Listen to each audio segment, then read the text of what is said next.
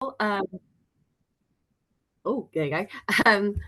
And just two kind of warnings. First of all, because obviously I'm speaking to people today and being recorded, I'm full of cold, so I do apologise if there's some sneezes or some coughs that punctuate the talk. The second thing is I have a cat, and he's going to hear that there's or sense that there's people that could give him attention, and he's quite possibly going to walk across the laptop. So I will grab him and remove him, but just as a heads up, like he's quite personable and likes to get involved in the academic stuff that I do. So I'm going to share my screen and get that up and go from there. Okay, so the talk today is going to give an overview of the monograph, Financial Gothic, which was based on my PhD thesis that I completed at University of Manchester. The book itself came out in October 2023 with University of Wales Press. The picture on the slide there of the mouth with the money is the kind of cover image, which I'm very much in love with. The question I always get asked when people see the book or see my name attached to things like this is, what is Financial Gothic? A very fair question. Is it concerned with monstrous money? Is it about murderous bankers? Does it look at the use of Gothic motifs in communication of financial evils? The short answer to all of these questions is yes. And we could close the presentation there, but I will go into more detail.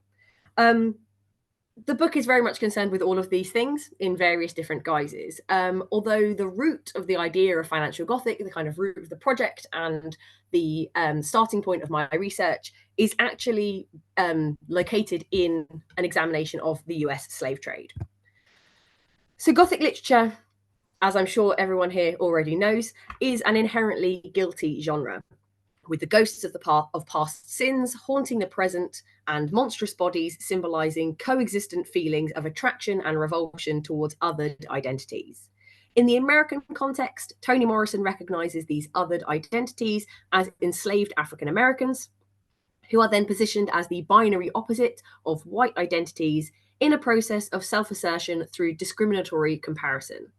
In other words, American whiteness is, according to Morrison, reliant on an understanding of African American blackness as other in order to define itself being whiteness, as not black and therefore not enslaved. Teresa A. Godu builds on this insidious binary to argue that the symbolism of the American Gothic, which is often coded in terms of black versus white, or villain versus hero, or monster versus human, should also be understood in terms of this racial opposition, and that the guilt that underwrites much of the American Gothic canon is in fact related to ill feeling regarding the slave trade and its ongoing legacy. We can see this racialization of othered, monstrous bodies at work in the likes of James Whale's 1931 film Frankenstein. Here, the monster, played by Boris Karloff, has a much darker skin tone than his mad scientist creator, and has been read by the likes of Elizabeth Young as a key example of the Black Frankenstein, in which Shelley's Gothic formula of the undead, stitched together monster is refigured in American contexts as a symbolism of African American monstrosity. Not only does the film make pertinent use of racist pseudosciences, such as phrenology, in its rationalization of the monster's violent disposition, but the monster is eventually chased by a crowd of torch-wielding villagers and then attacked under the shadow of an ablaze windmill, which looks strikingly like a burning cross. The clear allusions to lynching in this scene, which occurs as a direct result of the monster's infiltration of a white woman's bedroom, position Frankenstein's monster as a disobedient, sexually violent, and subhuman black man who must then be destroyed in order to protect white respectability and safety. Released during the Jim Crow era and the second rise of the Ku Klux Klan, it's clear to see how Whale's film complies with both Morrison's and Godu's readings of the racial and slavery-related subtexts running through the veins of American Gothic monster stories. Of course, the slave trade itself was a capitalistic venture, not merely predicated on racial discrimination and abuse, but specifically the buying and selling of enslaved peoples for profit. And yet it's not just enslaved labour that was for sale during this time. As I have tried to demonstrate in relatively crude fashion on the slide, the slave trade was itself a financialised operation, with bills of sale, the effective receipt of a slave sale, outlining the purchase of enslaved bodies, then being used to procure insurance contracts, which were then used as collateral for mortgages and other loans, the deeds of which were then traded on the futures market by speculators looking to skim a quick profit from the perceived capital value of an enslaved person that they might not have even met in real life. The result is a vast web of financial profits and derivatives which, though still reliant on the enslaved body at the centre of the transaction, move increasingly further away from this enslaved body as the source of material value underwriting these speculative profits. As such, bills of sale and slave receipts, such as this one, held at the Library of Congress in Washington, D.C., came to operate as an effective currency, with the ability to buy services, secure credit, and ultimately obtain additional profits that existed entirely separately from the physical commodities produced through enslaved labour. For me, then, this is the real monstrous money at the heart of any discussion of Gothic finance, quite literally predicated upon the dehumanisation and death of socially othered beings and bodies. In light of this chain of reference between the slave trade and financialisation, and American Gothic's critically accepted preoccupation with enslavement and racial othering, might it then be that all of those racialised monsters, such as Wales Frankenstein, also hold some kind of financial symbolism buried beneath their stitched-together surfaces? The plausibility of this reading is reinforced by the fact that the financial realm is, in its own right, highly Gothic. Finance is effectively invisible money. It's money that will hopefully exist in the future, but isn't materially present in the here and now. As such, finance capital exists as a kind of absent presence that is both real in the sense that it has real-world impacts on the lives of individuals and nations, at the same time that it is entirely immaterial, intangible, and in that sense, ghost-like. Like the ghost, finance capital manipulates our understandings of linear time so that poor credit decisions in the past can interrupt our well-being in the present, and key financial mechanisms such as insurance effectively protect the value of commodity items such as cars and houses, even after those physical items have been destroyed and no longer exist, effectively enacting a kind of financial life after death. If this were not enough, people working within and reporting on the market have been adopting a Gothic vernacular since Karl Marx. With talk of the monster market following the 1929 crash, to vampire corporations sucking the blood out of their workers, and zombie banks and spectral debt, the realm of finance is widely understood as populated by living dead monsters that threaten to destroy us all. All of this context combines in an appropriately Frankensteinian manner to culminate in my core research question. If American Gothic is secretly about race and the slave trade, and if the slave trade was a financialized system, and if finance is also inherently Gothic, then is American Gothic also about finance? To me, the concepts of the Gothic, the slave trade, and finance are so codependent on each other for meaning and expression that effectively they become organized as a triangle, or perhaps more crudely, a three-legged stool, in which each branch or leg rests or relies upon the presence of the other two. To this end, the book is split into 5 chapters. The first focuses on the 1929 Wall Street crash as a kind of monster market that is duly represented as a monster octopus in political cartoon and pulp fiction, and also perhaps symbolised by the monstrous superhuman creation of Frankenstein's monster that, only 2 years after the Wall Street crash, can be seen to literalise the legal complexities of the corporation, which was, amongst other things, central to the market's downfall.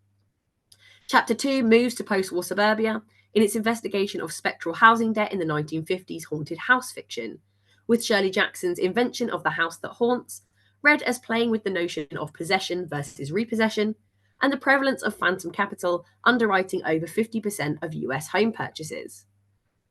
Chapters 3 and 4 are each about vampires, but focus on differently financially informed subspecies. With chapter 3 reading the decadent, shopaholic, and explicitly white vampires of Anne Rice's Interview with the Vampire as products of deregulation, and chapter 4 analysing the commodification and commodity sign status of the hyperreal vampire in relation to the continued designification of currency and subsequently intense financialisation of the Reagan presidency. Finally, the last chapter situates the millennial zombie as a precursor of and response to the 2008 financial crash, in which African American subprime borrowers became both the victims of and scapegoats for a newly resurrected wave of zombie banks.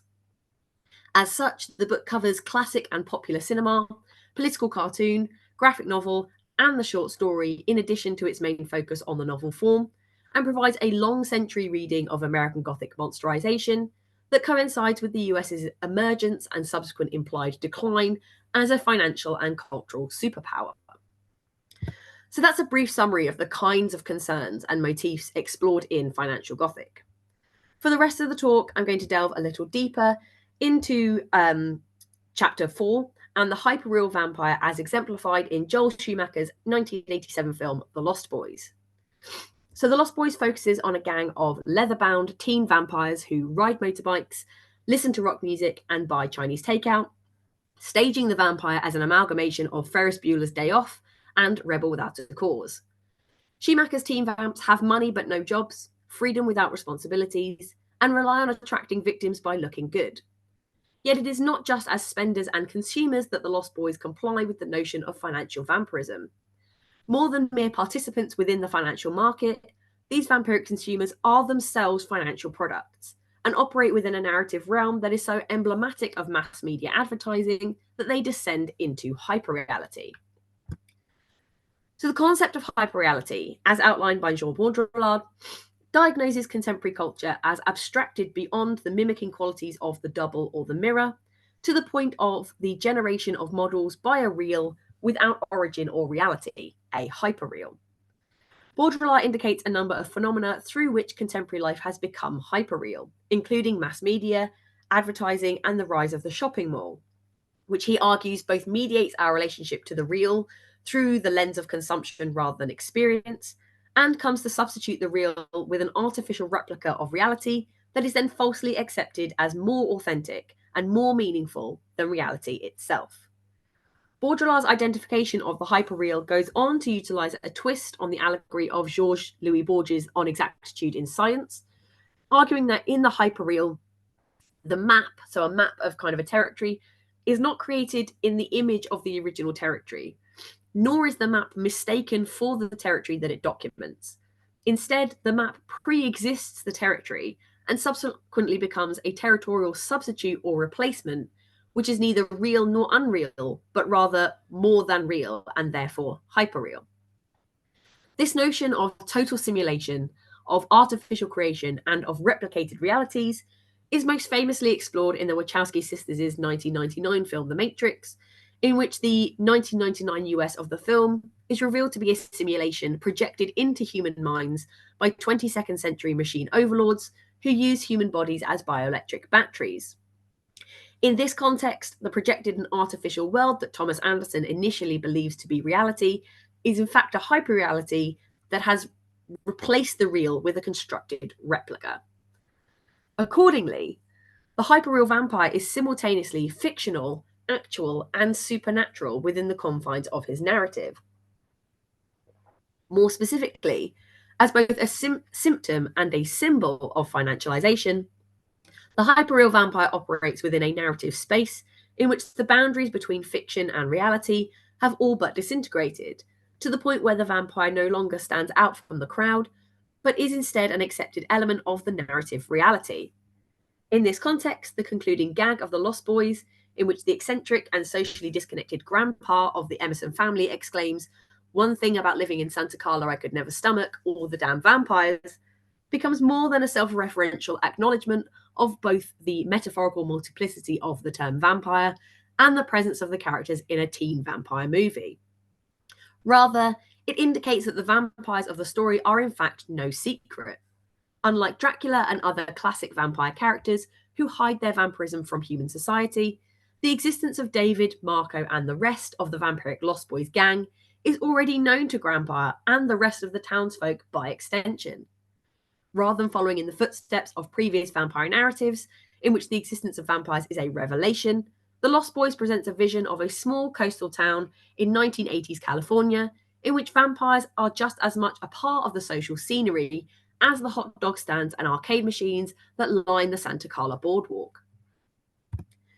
Reviewing The Lost Boys the weekend of its initial release, Michael Wilmington describes his excited expectations of cinematic fancy trash based on the gang of punk vampires framed by slick visuals in the opening scenes. Yet these visual cues signify a richness and frivolity that, for Wilmington, are ultimately surface deep.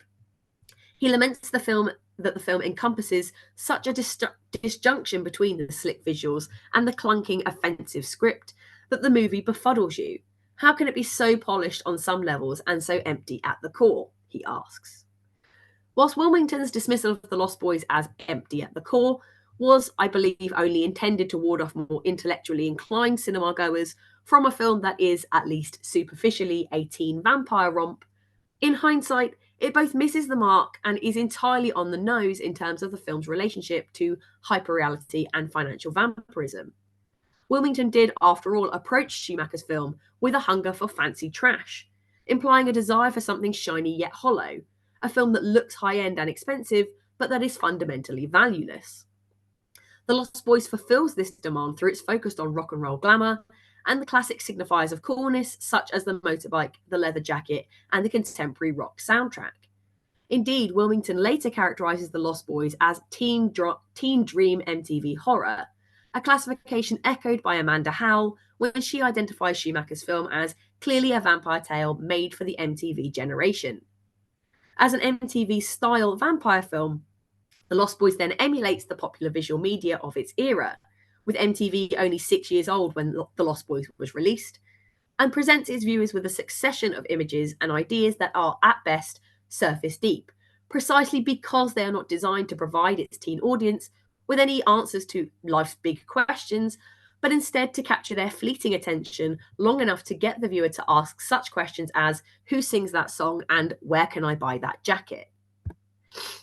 MTV was, after all, a cable channel entirely composed of advertising as programming during the first decade of its existence.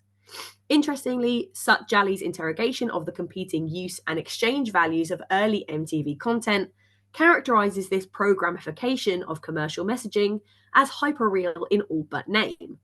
He states, on MTV, the blurring of the content between programs, use value, and advertising, exchange value, is complete on both the objective and subjective levels. On the objective level, we can see that, viewed from an economic perspective, everything on MTV is a commercial. Videos are promotional pieces for record albums, while the commercials that appear between these are promotions for other commodities. During the actual viewing of the messages transmitted by MTV, it is sometimes impossible to distinguish between programming and non-programming, between video and advertisements. Style, pacing, visual techniques, fantasies, and desires are all interchangeable.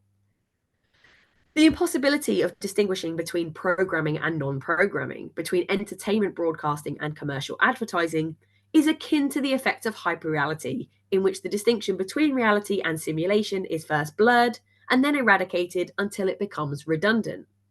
To the MTV viewer, adverts that have been written, shot, and edited like movies are just as entertaining as the music videos, which are, at their core, trying to sell a product. The distinction between them is not only lost, it no longer matters. Dave Kerr's review of The Lost Boys as a movie that comes at you in visually arresting 3-minute chunks and doesn't seem to care at all about developing a narrative drive is then especially enlightening given its recognition of the somewhat disjointed effect of Schumacher's storytelling as effectively a series of adverts. Kerr's further recognition of the commercial aspects of Schumacher's film, in which he says it's often hard to say whether the soundtrack, which includes cuts from INXS, Roger Daltrey, Echo and the Bunnymen, and Run DMC, is there to support the movie or whether the movie is there to illustrate the soundtrack, thus classifies The Lost Boys as a film in which the commercial hyperreality of MTV has been transposed onto the vampire who is himself a commodity in addition to his consumption of commodified items. Wilmington's dismissal of The Lost Boys as empty at the core is thus painfully accurate, precisely because Schumacher's vampire is not trying to tell us something, but rather trying to sell us something. Indeed, the entire film operates as a bubble of teen escapism, in which serious thought and consequences are all but banished from view. Echoing the Neverland of J.M. Barrie's Peter Pan, upon which The Lost Boys is based, Schumacher presents Santa Carla as removed from the adult-centered mainstream by focusing in the manner of teen-oriented beach films of the past on the seclusive pleasures of the beachside resort during school vacation. As Hal recognises, the opening sequence sets the scene with a vampire cam aerial perspective crossing the dark expanse of Broadwater and the lights of the Midway amusements ahead, emphasising the town's isolation. On the Midway, an attractively dangerous and predatory gang stalks the merry-go-round, hitting on girls, picking fights, earning rebuke from security. Morning daylight brings the arrival of the Emerson family and confirms the mix of charm and grotesqueries that defines the liminal space of a seemingly endless summer. The isolated, temporally frozen, funhouse-inspired setting of The Lost Boys acts as a mental escape for the 1980s teen audience, in which not only is school out of session and every night is spent playing games and riding roller coasters on the boardwalk, but where fellow teenagers are seen to run the show. The opening scenes in which David and his gang intimidate girls who are riding the carousel eventually leads to the gang's reprimand and banishment by a boardwalk security guard. The following scene sees the same security guard attacked and slaughtered from a bird's eye view, camera shot which swoops in from above to show the perspective of the vampire's flight. The teen vampire's challenge and conquering of authority figures in the film's earliest moments then indicates to the teen viewer that this is a space in which youth equals power. More than this, the autonomy of the teen vampire, and in particular his stalking of the boardwalk without parental supervision, position the Lost Boys as independent consumers in an environment where everything is up for sale. David and his gang eat, wear, listen to, and buy whatever they want. As a film that both colours vampirism as glamorous and embodies the style and pacing of MTV advertising, The Lost Boys subsequently invites its teen audience to fantasise about consumption, to imagine themselves as unrestricted consumers, and to conflate the consumption of goods and blood as equally commodified entities. The vampires of The Lost Boys thus operate as both commodities, due to their existence within a film that is itself a commodified product, and commodity signs by way of their status as walking adverts. On one hand, The Lost Boys presents a promissory lifestyle through its surface-level signification of youth, autonomy, coolness, and consumption. On the other, David, Marco, Paul, and Dwayne, as Lost Boys, simultaneously embody this and enact this same lifestyle within the narrative realm of the film. In this sense, The Lost Boys are adverts for themselves, a position that disrupts the distinction between commercial and product, in the same way that MTV blurs the boundaries between programming and advertising. As such, The Lost Boys not only exist within a fictional realm that, in openly acknowledging the existence of vampires, constitutes hyperreality in a narratological sense, but also embody the hyperreal logic of late capitalist commodification in the way that their commercial and commodified qualities interact, mimic one another, and eventually overlap to the point where the distinction between the two becomes lost. The result is a gang of vampires who do not, and indeed cannot, enact any sense of individual subjectivity. Instead, Schumacher's vampires are merely superficial foils, designed to entice the audience to buy into a particular brand of coolness on display.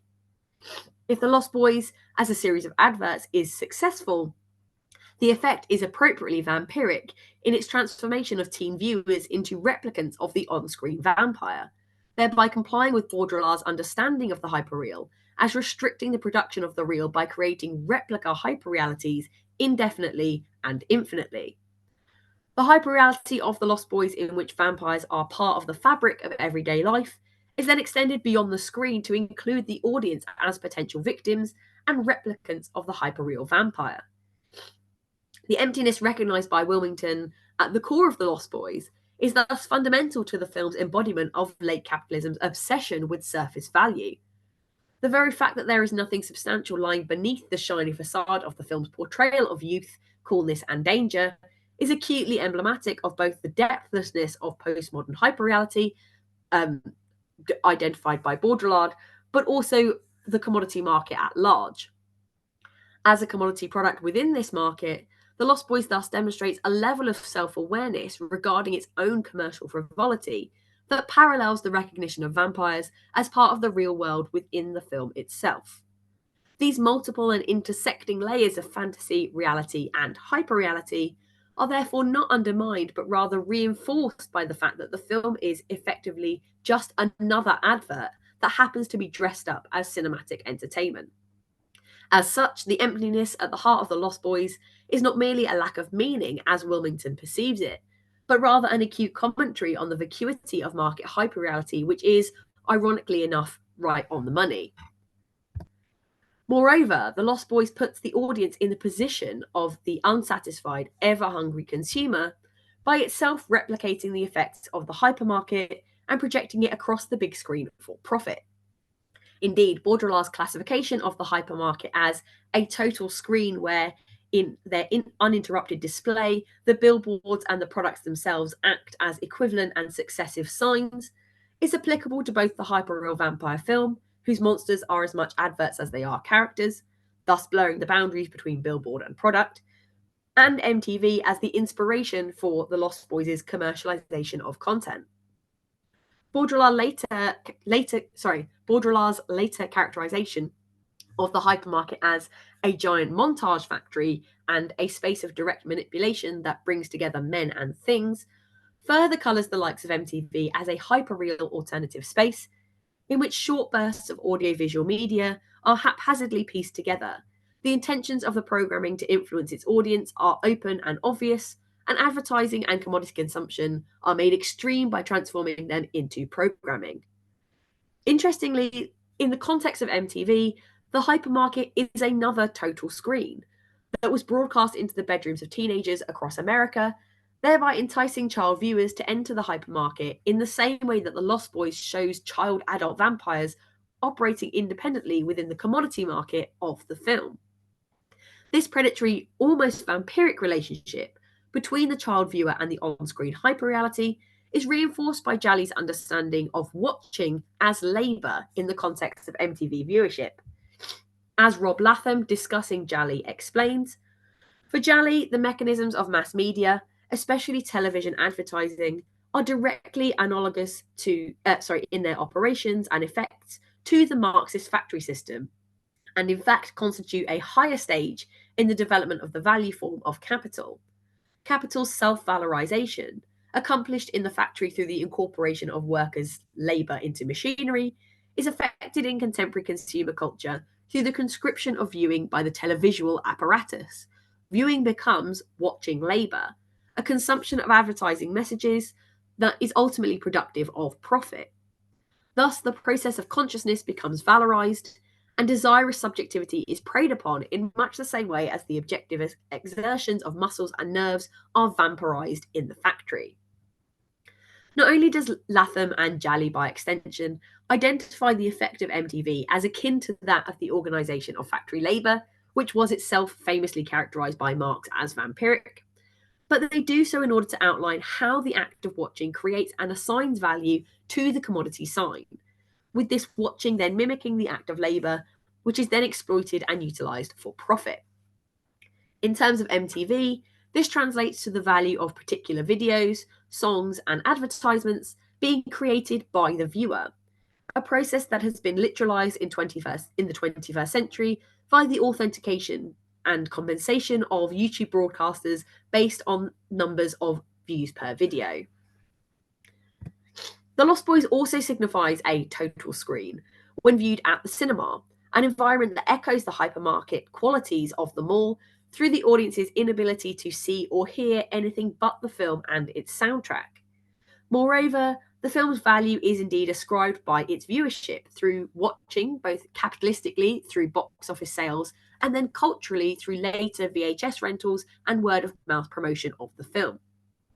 In terms of narrative, the act of watching, seeing, and receiving visual representations as reality is integral to Michael's vampiric transformation as he acts to monsterize the superficiality of the hypermarket at the same time that the film replicates its effects.